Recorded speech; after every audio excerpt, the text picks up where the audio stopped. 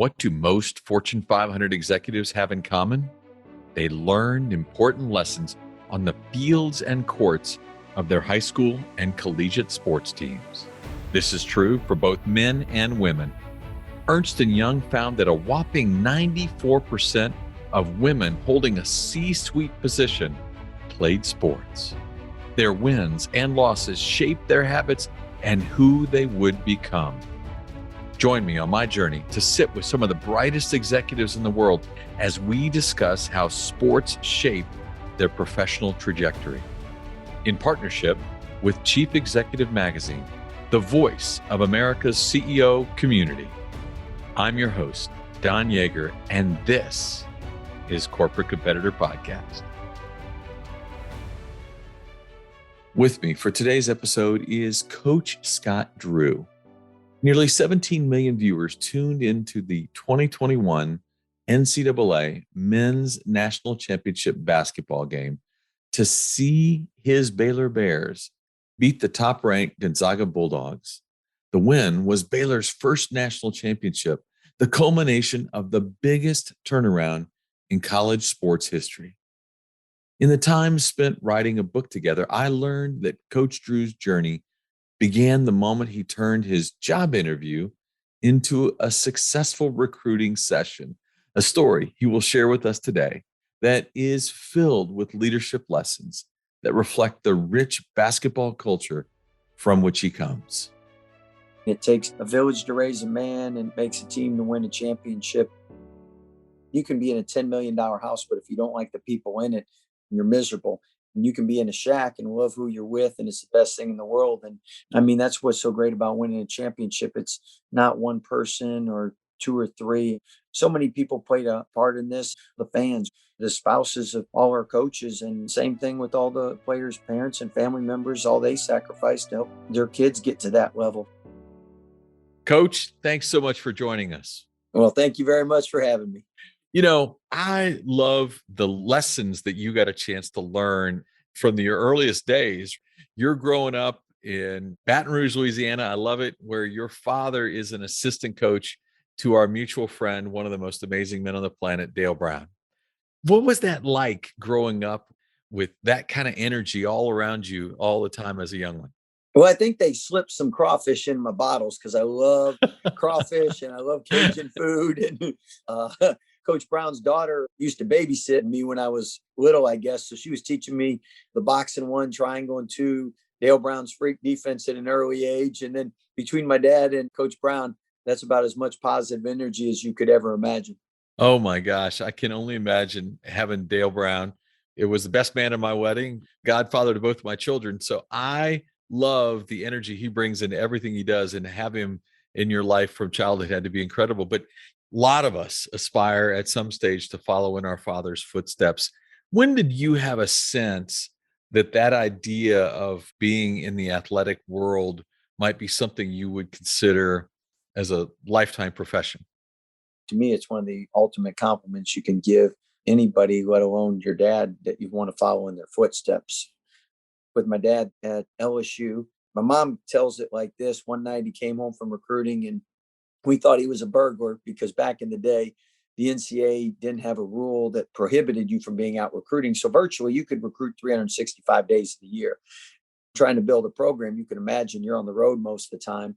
So he was gone most of the time and ended up leaving LSU to go to a small Christian school in Northwest Indiana, Bethel College, so that he could spend some more time at home. And it went till later in life when I realized that was a sacrifice because he was on the fast track to being a Division I coach a lot earlier, but had an enormous amount of success there. And most of all involved us. We worked his camps, went to his camps.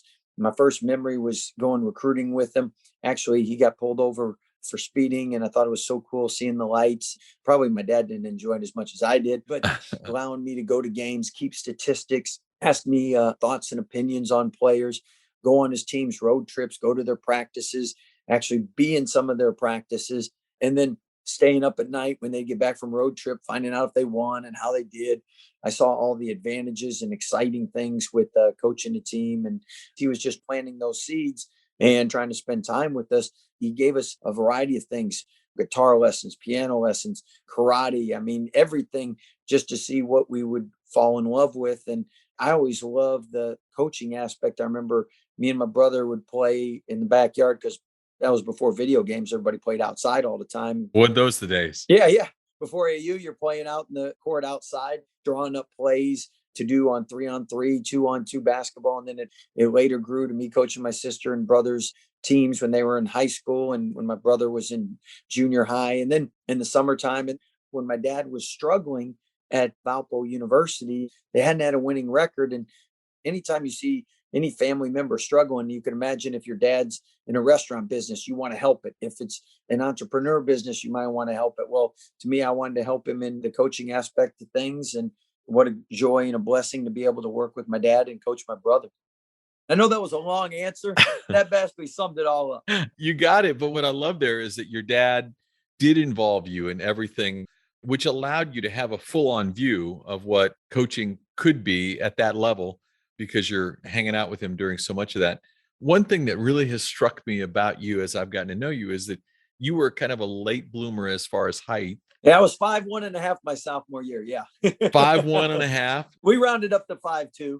You weren't going to play center anywhere, Yeah. but it meant that you played other sports, Mm-hmm. but it also meant that you studied basketball. A lot of people think you have to have played the game at a really high level in order to be any good at leading others. Right. You prove the opposite. God always has a plan. I remember sophomore year when I was 5'2", I questioned God's plan because I wanted to play basketball and I have to have my sweatsuit specially sewed on so I could warm up and things. Instead, if I was what I am now, at basically just under 6 foot, maybe I'd have played Division II NAIA basketball. And then I wouldn't have gotten into coaching, but I was able to go to Butler and then learn at a Division I level that my dad was in at Valparaiso, but learning from Coach Collier, Thad Mata, Wow. who had a great career at Xavier, Yep. Butler, and also Ohio State. Yep. Jay John, who was a head coach at Oregon State. And then Barry obviously started the program at Butler, took it to new heights, and then went to Nebraska. So I really learned the Division I aspect of things and a lot from those three that enabled me to bring my dad some ideas just how they did things. So you go to your dad. They wanted you to go to law school. Instead, you passed on law school. Smart move, by the way. Yeah. I shouldn't say that with your wife in the background who went to law school. No, yeah, she's a lawyer. But you know what? My family, it's either coaches or lawyers. The ones that can't read were coaches. So I'm on that side. Don't say that. You wrote a book. I didn't say we couldn't write. I said we couldn't read. Okay. There you go. So you join your father and you guys embark on a pretty successful run there at Valpo. And anybody who knows anything about high school basketball knows that Indiana high school basketball is legit. Yeah. They make movies out of it. Hoosiers. One of the things that was a real fascinating game changer was that your brother was the state's Mr. Basketball. Yeah. Best player in the state, being recruited by everybody in the country. And you had the opportunity to listen to other great coaches trying to recruit your brother. Mm-hmm. What a great way to use that opportunity to make yourself better. But secondly, you ultimately had to recruit your brother in order to hopefully get him to come to play for your father. Mm-hmm. Tell me about what you learned about recruiting through that process. My brother also was a bit of a late bloomer. He grew a little later like I did, but his recruiting stature really grew in his senior year as well. That was still before AAU was off and running. Going into his senior year, he was a known player getting recruited by the likes of Weber State, which was really good back then. And LaSalle University and Speedy Morris had done a great job with him. And up to that point, this was my first year at Valpo, and my dad had never had a winning record yet at Valpo either. So we didn't know if that was the best situation for Bryce at the time. And then Bryce begins his senior year and has a tremendous year. Their team's undefeated, ranked in USA basketball. Actually, they go to the state finals. It's one division. They're like the movie Hoosiers because they're all 6'4" and under. And they're playing in the state championship against South Bend Clay. They were up 8 with 52 seconds to go, end up losing in overtime. Oh, Heartbreaking. But what happened was they had a far enough run, and my brother had done well enough that all of a sudden the Syracuses, the IUs, the Notre Dames, the Stanfords are recruiting him. And he actually visits the East Coast. He visits the West Coast. He visits Notre Dame. And I had a front row seat to all this, like those home visits, spending times with coaches and listening to their pitches. Most of the schools in the country recruited him by the end of the day. So you heard just about everybody's best pitch.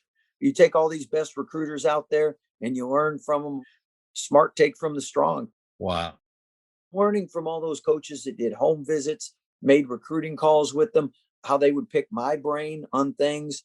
Couldn't be more grateful for all those coaches, because at the time I was just trying to help my brother get to what would be the best program for him.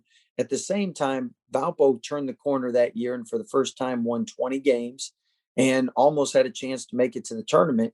At that point, you're like, well, wait a minute. We're really close to going to the NCAA tournament. If we had Bryce, we're going to the tournament. We had always recruited him, but we picked it up a notch at that point, and we thought this might be the best place for him. Right. Again, amazing how God works things out. He comes to Valpo. We win 6 or 7 conference championships in a row. You go to a Sweet 16. You win ESPY for Play of the Year. I mean, it's on from there. One of the most legendary shots of all time. Yeah, beat Florida State, Oh, did you have to bring that up? Yeah. So I know you want to concentrate on the Ole Miss shot.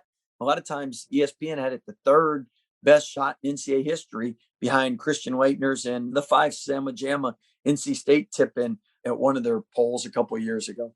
What I love about this, Scott, one of my great business takeaways from you and this story is that you are the consummate learner. No matter what the environment, you're going to figure out, what can I learn in this to make me better? Mm-hmm. Give me an opportunity to execute.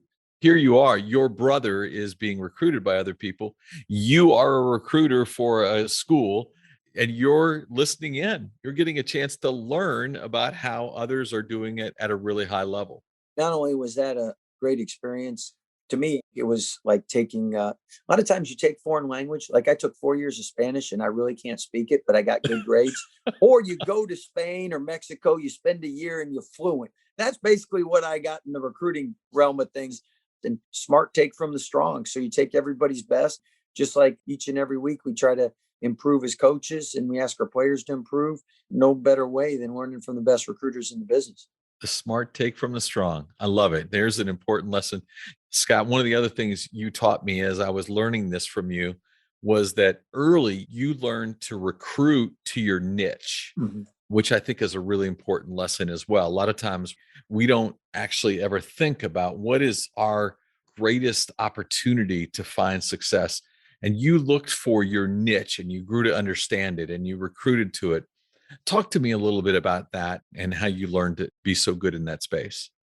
Every school, every job you work at, every place, they all have a niche. And sometimes we forget what those niches are. Yeah.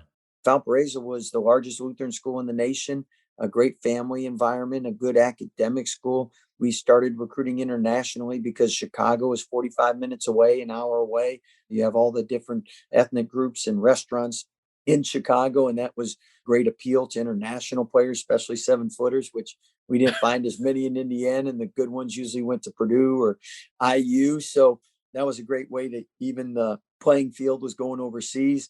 Then I went to Baylor and obviously prayed about it, felt led to come to Baylor. But similar situation, largest Baptist school in the nation, great family type environment, great academically.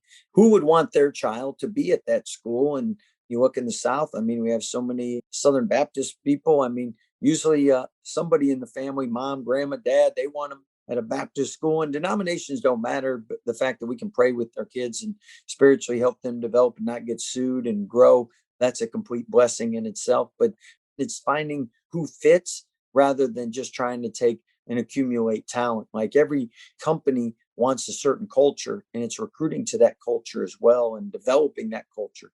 And too often we get lost in looking at someone's resume, not considering whether or not they fit the culture, Mm-hmm. whether collectively we're good for them and good for us. Mm-hmm. And good business is both people benefit. The key is finding marriages that work for both of you, because there's a lot of talented players and great kids that it's better they go to a different program because they can get more out of them and develop them better than we can. And then there's other kids that really fit what we do. And I think we bring out the best in them. That's the excitement about the way your story is developed. So I want to stick with recruiting because you are so good at it and it's so central to the story of Scott Drew.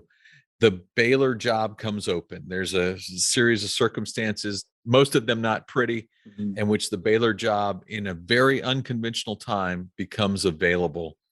And the Baylor selection team identifies you as one of those people they'd like to interview. You've only been at Valpo as the head coach for 1 year. And suddenly now this big school gives you an opportunity. Now, you don't walk in there and tail between your legs and say, I'm just a young guy. You recruit them. This story of how they arrived in Chicago to interview you, and you and your father had taken time before that interview to prepare. Tell us a little bit about how you recruited the team of people that was there to look at selecting you potentially to be the next head coach. Everybody wants to be recruited. And often you hear this, people that go to job interviews and they don't know if they really want the job. So they don't come across in a way that really sells themselves. And then they walk out of the interview and they're like, man, I really like this. But then it's too late because the other side's like, I don't know if he really likes it, or I don't know if he's really a fit. Always win the job. And then you can make a decision. With me, I prayed about it. I felt led to come to Baylor. I was excited about the opportunity. So the next thing to do is what my dad has taught me to do, and that's recruit. So decorated the room with streamers. We didn't have NCAA rules as far as what I could do decoration wise. I could even put Dr. Pepper in there. Didn't even have to be diet. And for those who don't know, one of the members of the selection committee was the CEO of Dr. Pepper at the time. So yes, you put Dr. Pepper at every seat. And Dr. Pepper was founded in Waco, Texas. They have the museum in Waco, Texas. Right. But just really tried to make it a situation where they came in and they knew I appreciated them, wanted them to know how much I wanted the job, but then also for them to see how we were going to recruit, because we were going to be energetic. We were going to be positive.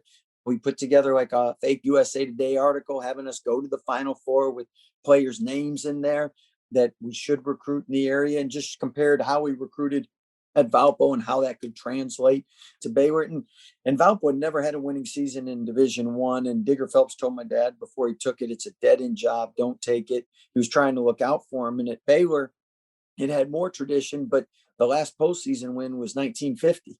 So it had been a minute since postseason success. What a great opportunity. You know, I love that line. Everybody wants to be recruited. There's so much truth in that if there's something out there, go recruit for it, go identify it and treat it like a recruiting opportunity. So good. So you get the chance, come to Baylor, accept the job. And the first day you walk on campus for the press conference is the first day you've ever been on Baylor's campus. You can be in a $10 million house, but if you don't like the people in it, you're miserable. And you can be in a shack and love who you're with, and it's the best thing in the world. And I thought the Baylor leadership and the people I met, their vision, their passion, what they wanted to see the program become, I just really was in a line with that and trusted them and respected them. And then when I got to Baylor, and the campus was a lot nicer than I even imagined. I mean, I'm used to those winters in in lake effect snow in Valparaiso, Indiana. So the buildings are a lot newer and nicer down there without all that snow and ice. It was great seeing the campus, and it was very similar to Valpo in a lot of ways, meaning a great family atmosphere and environment, just a bigger Valpo. And you know, you walk in for your opening press conference, you step to the podium, you're 32 years old, 1 year of head coaching experience. The program is coming off of a disastrous run, and you're introduced as the head coach. You've got a bunch of players who are transferring, and you tell the assembled audience, I'm not here just to win games. I'm here to win a national championship. Where does that come from? As a leader in the Bible, you're supposed to cast the vision. Leaders cast visions. And when we got to Valpo, nobody thought we could have a winning record or go to the NCAA tournament. Shoot, we were in the Sweet 16 and lost to Rhode Island, who should have beaten Stanford, and they went to the Final Four that year. So, like, if we can go to a Final Four at Valpo, why can't you win a national championship at Baylor when you have more resources, bigger conference? The Big 12 winners have a legitimate chance to win in the national championship year in and year out. So we believe that's what we could accomplish. And at the same time, it was a difficult transition, and I wanted to be sensitive to what everybody had gone through. But I knew God had better days in store for Baylor University, and I was excited for the future, what Baylor basketball would hold. When you looked out into that audience as you're making that declaration, and I'm so glad your wife found the video, you had to have gotten some quizzical looks back. Well, when you're 32, you're really not looking for a lot of response. You're just passing on your wisdom, right? Anyway, I believed in what I was saying. And nowadays, the older we get, you got your glasses on and I got the contacts. I might not have been able to see that far in the audience. Yeah. But as far as back then, there was no doubt in my mind what the goals were. And we were going to give it our best shot. And if God had other plans for us, at least we could lay our head down every night knowing we did our best. Give 100%, let God decide the results. You don't want to go to bed with regrets and holding back. No. And fast forward amazingly, 18 years, 2021 in the national championship game, faced up against a great friend of yours, Mark Few, and the Gonzaga Bulldogs. A lot of people had picked Gonzaga to be the champions, and you all, in what turned out to be just one of the most incredible games one might imagine, you delivered on the promise that you made on that opening day press conference, and the team came back to Waco national champions. What an incredible run it's been for you these last few years. Well, as you know, you're a great author. If you don't have a good story to tell and people to help with it, it doesn't become a good book. With coaches, we're only as good as our players, our assistant coaches, and our staff. And then you have to have the administration to give you the facilities and resources to be successful and keep staff members as they get other options. So, I mean, so many people played a large part in this. And then also the fans, we know what big impact they make on the games. I mean, that's what's so great about winning a championship. It's not one person or two or three. It takes a village to raise a man and makes a team to win a championship. And then you go to the spouses of all our coaches and all the time that they sacrificed and were at the kids' events when we weren't able to be there and allowed us to do what we love to do and what God's called us to do. And same thing with all the players' parents and family members, all they sacrificed to help their kids get to that level. That's one of the best things, seeing the excitement and joy after winning a championship. Why you coach is to help people reach their goals and dreams and be excited. And when they're excited, when they do well, you're excited, you do well. I think every parent can relate. I always hear this: parent is only as happy as his unhappiest child. And when everybody's happy, it doesn't get any better than that. Scott Drew, you just delivered what could be viewed within your own video room as the ultimate joy interview. So, for those of our listeners who might not know, your team has cultivated over these last few years what you call the culture of joy. Joy in that phrase stands for Jesus, others, yourself. And it's in that order in which you want to recognize everything that happens around you. And when I asked you about you delivering on that great promise of a national championship, you just rattled off everybody else who is equally responsible: administrators, assistant coaches, players, wives and spouses and children, and cats and dogs. You named it all. Bears, don't forget Bears. Bears, can never forget Bears. That culture of joy, you know, this is a very business centric audience. And yet the culture that you're describing is universally applicable. Well, working at a Christian school, we prepare champions for life, not only on the court or in the athletic field, it's in the classroom. Academically, we want to be excellent. Character formation, we want to be excellent. And spiritually, we want to be excellent. We want them to grow. And we've always had a Christ-centered program, but coaches try to get better ways in explaining things. Our mutual friend, Dick Vitale, had the KISS, keep it simple, stupid. Coaches always talk about that. Another mutual friend, Dabo Sweeney, they had the culture of joy. He learned it from Tony Dungy. But joy is just an easy way for coaches and players and everyone to remember. And if you're playing for an audience of one, that's what we call it, playing for God first. And then if you play for your teammates, you don't even have to worry about the why because it takes care of itself. And Christmas times, I mean, the older we get, don't we get more excited always to give presents to our kids and family members rather than to receive them? If you're really truly playing for Jesus and then others, really makes the game fun because whatever comes your way, you're good with.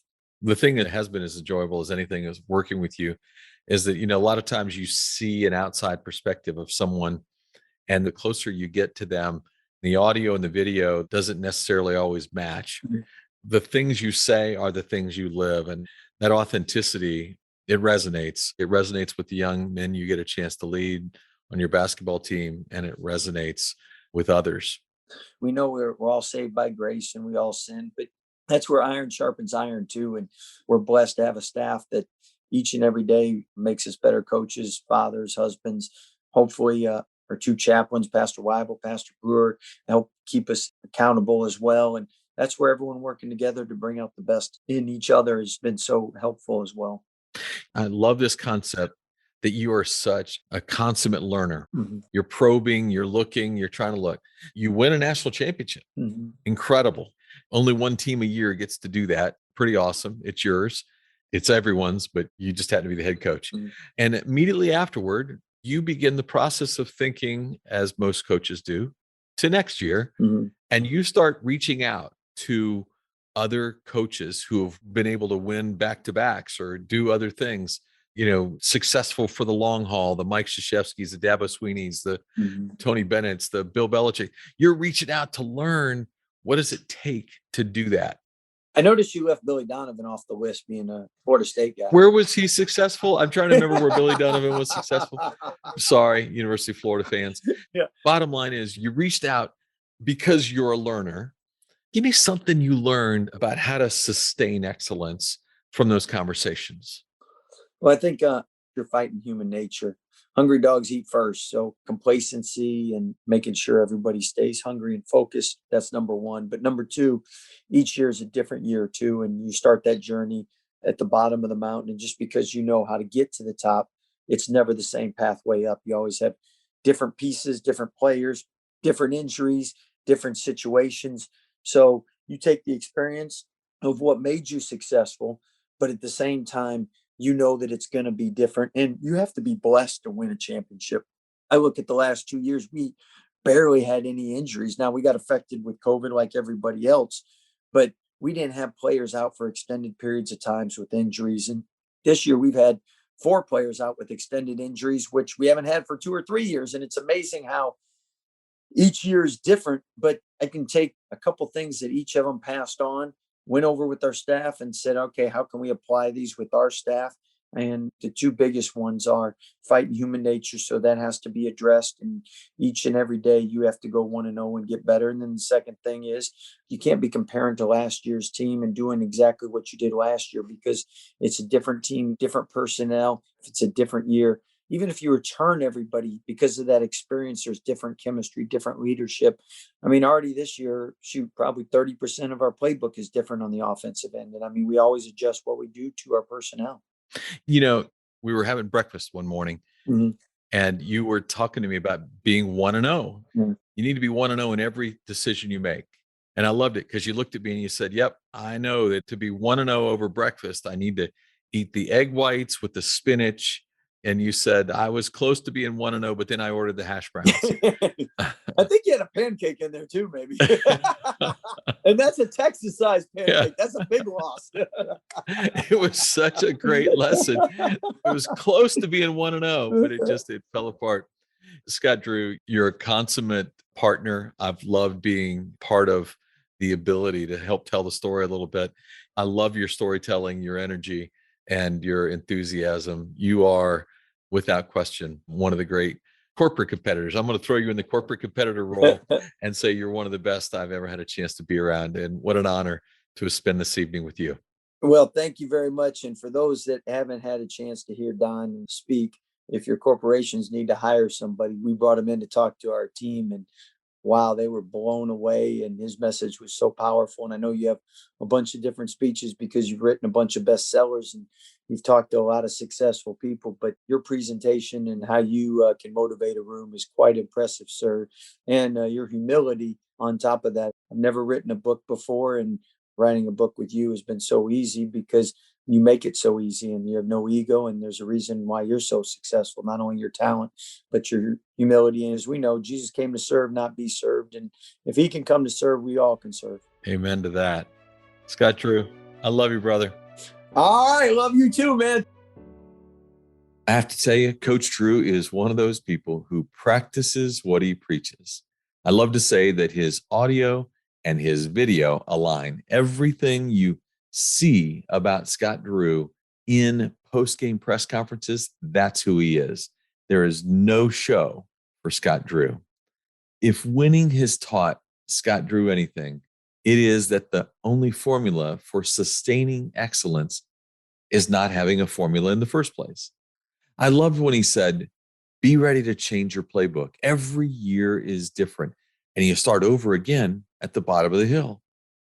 It's never the same path back up. What a great way to look at your success you might have had last year, and how you should think about it as you prepare and get ready for next year. If you want to be great, you have to fight human nature. I encourage you to resist complacency. And in our next episode, Jay Billis joins us to reflect on Coach K's legacy and continue our study of sustained excellence. If you could share one habit, one thing you've done consistently that allowed you to separate yourself from your competitors, what would it be? In my 30-year career, 2,500 of the greatest athletes, coaches, and leaders answered that question for me. This is Don Yeager, who did that that article I was telling you about. Don, Dave Sims with Coach K. How you doing? Hey, Don. How you doing, my man? Great, sir. How What they gave to me is what I'm giving to you in my online course, Journey to Greatness. Through engaging storytelling and on-demand videos, you will learn the 16 habits that will jumpstart your personal growth. I will instruct you on how to apply these winning characteristics to your life through custom workbook exercises. We are slashing the price for our podcast listeners.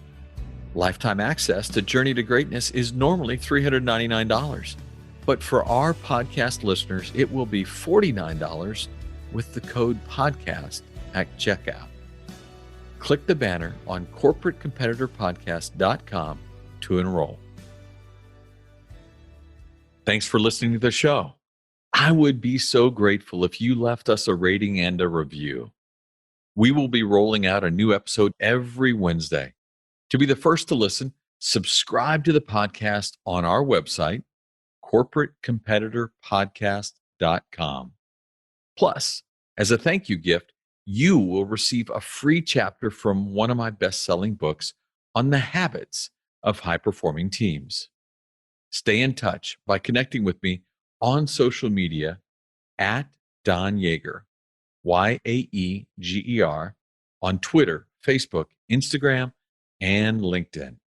Until next week, I appreciate you.